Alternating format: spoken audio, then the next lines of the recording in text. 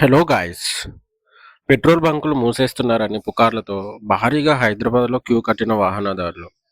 నగరంలో ఎక్కడ చూసినా కూడా నో స్టాక్ బోర్డులు దర్శనమిస్తున్నాయి. కొన్ని చోట్ల అయితే కిలోమీటర్ల దూరం వరకి వాహనాలన్నీ లైన్‌లు కట్టాయి. ఒక్కసారిగా భారీగా రద్దీ ఏర్పడడంతో ట్రాఫిక్ పోలీసులు వాహనదారులకు సర్ది చెప్తున్నారండి. సో, ఎక్కడ చూసినా కూడా అన్ని పెట్రోల్ బంకుల వద్ద అయితే ఇదే పరిస్థితి ఉంది. గత 2 రోజులుగా ఇలాంటి ఇష్యూ చాలామంది ఫేస్ చేస్తున్నారు. ఎండలు మండుతున్న సమయంలో ఇంధనం లేక ప్రజలైతే చాలా ఇబ్బంది పడుతున్నారు. కొంతమందైతే అవసరానికి మించి పెట్రోల్ అనేది తీసుకెళ్తున్నారు. లైక్ వెహికల్‌లో 2 లీటర్స్, 3 లీటర్స్ ఉన్న దగ్గర 10 లీటర్స్ అంటే ఒకటేసారి ఫుల్ ట్యాంక్ అనేది కొట్టించుకుంటున్నారు. మరికొందరైతే వాటర్ క్యాన్స్ తీసుకొస్తున్నారు. కొంతమందేమో ఆయిల్ ట్యాంక్స్ ఉంటాయి కదా! అవి తీసుకొనొస్తున్నారు. అంటే 20 లీటర్స్, 30 లీటర్స్ తీసుకొనెళ్తున్నారు.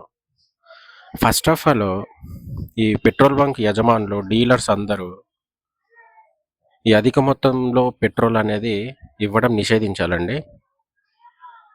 ఎవరికైతే ఎమర్జెన్సీ ఉందో వాళ్ళు ఇమ్మీడియేట్‌గా పోయించుకొని పోతే ఏం గాదు. బట్ సోషల్ మీడియాలో ఉన్న పుకార్లను నమ్మి పెట్రోల్ బంక్ దగ్గరకొచ్చి ఒకటేసారి 10 లీటర్స్, 15 లీటర్స్ తీసుకొని ఎళ్ళడం వల్ల ఎమర్జెన్సీగా ఉన్న వాళ్ళకు చాలా ఇబ్బందవుతుంది.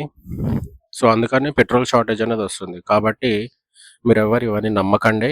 పెట్రోల్ షార్టేజ్ అయితే ప్రెజెంట్ సఫిషియెంట్‌గానే ఉందని జెప్పేసి ఈరోజు కేంద్రం గూడా ప్రకటించిందండి.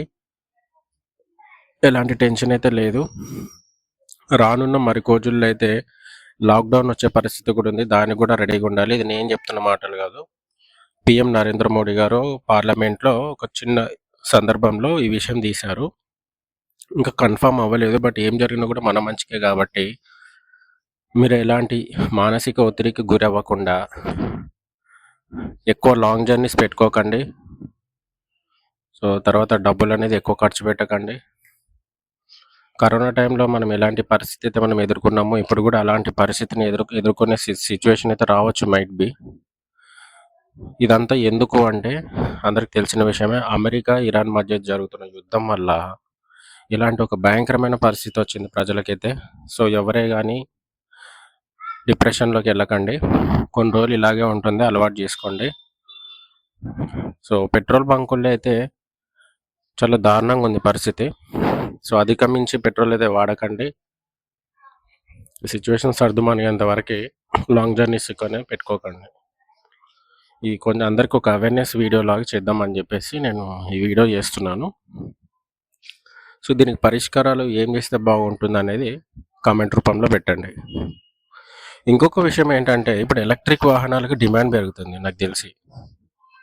సో, పెట్రోల్‌తో నడిచే వాహనాలైతే ఇలాంటి ఇబ్బందులు పడుతున్నా కూడా ఎలక్ట్రిక్ వాహనాలకి కొంచెం డిమాండ్ పెరగొచ్చు మైట్ బి. సో, కాబట్టి మీరు లిమిట్స్ అయితే క్రాస్ చేసి అనవసరంగా ఈ పుకార్లను నమ్మి అధిక మొత్తంలో పెట్రోల్ అనేది కొంటే ప్రజలందరూ కొట్టుకు చస్తున్నారు కొంతమంది బంకుల్లో అయితే. అనవసరంగా ప్రాణాల మీదకి తెచ్చుకోకండి. కొన్ని పెట్రోల్ బంక్స్‌లో అయితే అసలు ఈ పెట్రోల్ బంక్ డీలర్స్ ఎందుకు యాక్సెప్ట్ చేస్తున్నారో నాకు అర్థం కావట్లేదండి.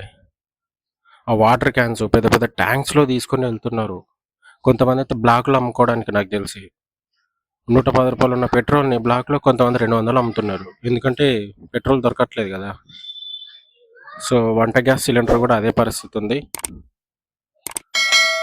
సో, ఈ సిట్యుయేషన్స్ అన్నీ సర్దుమణిగేంత వరకైతే జాగ్రత్తగుండండి. జై హింద్.